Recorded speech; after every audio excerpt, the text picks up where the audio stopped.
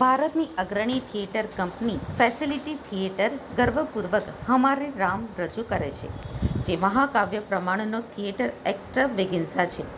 ગૌરવ ભારદ્વાજ દ્વારા દિગ્દર્શિત આ ભવ્ય ઓપસ રામાયણના અભૂતપૂર્વ દ્રશ્યો દર્શાવે છે, જે સ્ટેજ ઉપર અગાઉ ક્યારેય બતાવવામાં આવેલ નથી. બોલિવૂડના અગ્રણી આશુતોષ રાણાએ રાવણની આઇકોનિક ભૂમિકા ભજવી છે. પ્રશંસનીય અભિનેતા રાહુલ આર ગુર્જર ભગવાન રામ તરીકે, ડેનિશ અખ્તર ભગવાન હનુમાન તરીકે, તરુણ ખન્ના ભગવાન શિવ તરીકે, હરલીન કૌર રેખી માતા સીતા તરીકે અને કરણ શર્મા સૂર્યદેવ તરીકે જોવા મળશે. થિયેટરની દુનિયાના કુશળ કલાકારો પણ જોવા મળશે. હમારે રામનું પ્રીમિયર 22 અને 23મી જૂન 2024ના રોજ અમદાવાદના પંડિત દીનદયાળ ઉપાધ્યાય ઓડિટોરિયમમાં થશે. અમદાવાદ 22મી જૂને ગોલ્ડન જ્યુબિલીનો શોનું સાક્ષી બનશે.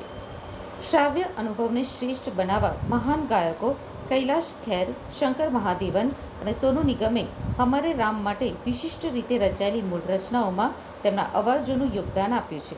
આ grand theatrical experience extraordinary performance, powerful dialogues, soul stirring music, vibrant choreography, ઉત્કૃષ્ટ કોસ્ચ્યુમ અને state of the art lights અને સ્પેશિયલ ઇફેક્ટ્સનું વચન આપે છે. પ્રેસ કોન્ફરન્સમાં એક્ટર આશુતોષ રાણા, ફેસિલિટી થિયેટરના એમડી અને નિર્માતા રાહુલ ગુર્જર અને રાઇટર ડોક્ટર નરેશ કાત્યાયન ઉપસ્થિત રહ્યા હતા અને 22મી જૂને ગોલ્ડન જ્યુબિલી શોનું સાક્ષી બનશે. सर आपको तो जैसे किसी कैरेक्टर के बारे में पूछना ही गलत है, लेकिन सर आप ये रावण के रोल में आप हमें भी देखो अजीब लगेगा, लेकिन सर आप क्या कहना चाहोगे इस रोल के लिए?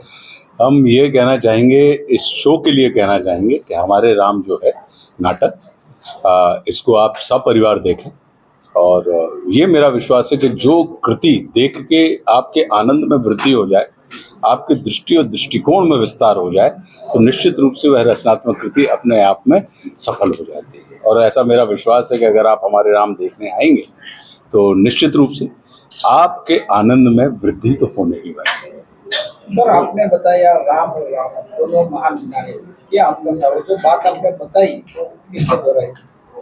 कैमरे के लिए अच्छा प्रेक्षकों के लिए देखिए क्या है, बड़ी अद्भुत है कि दोनों ही राम, परमात्मा श्री राम और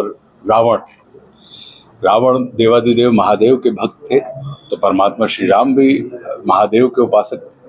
लेकिन एक जो बड़ा बारीक अंतर है, वो बारीक अंतर ये है कि रावण को शिव से चाहिए था और श्री राम को शिव चाहिए थे. तो जब भी कभी आप एक की उपासना में कामना थी और राम की उपासना में भावना थी, तो जब आप कामना से प्रेरित होकर किसी आराध्य को पूजते हैं तो आपके आराध्य महादेव आपको वो देते हैं जो आपको चाहिए होता है. लेकिन अगर आप भावना से प्रेरित होकर पूजते हैं तो महादेव आपको वो देते हैं जो महादेव को प्रिय होता है.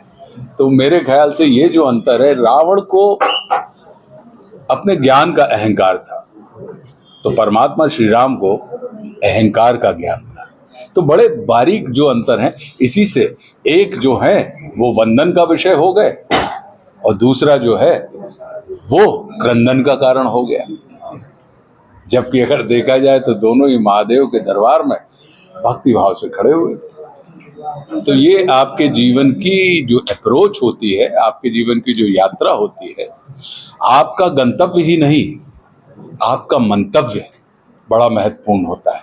तो ये जो कथा है वो कहीं ना कहीं आपको ये बताती है कि सिर्फ गंतव्य नहीं, यात्री का गंतव्य नहीं, यात्री का मंतव्य भी उसकी यात्रा में बड़ा महत्वपूर्ण होता है और वही आपके गंतव्य पे पहुंचने के बाद आपको आनंद या अवसाद से भरती है.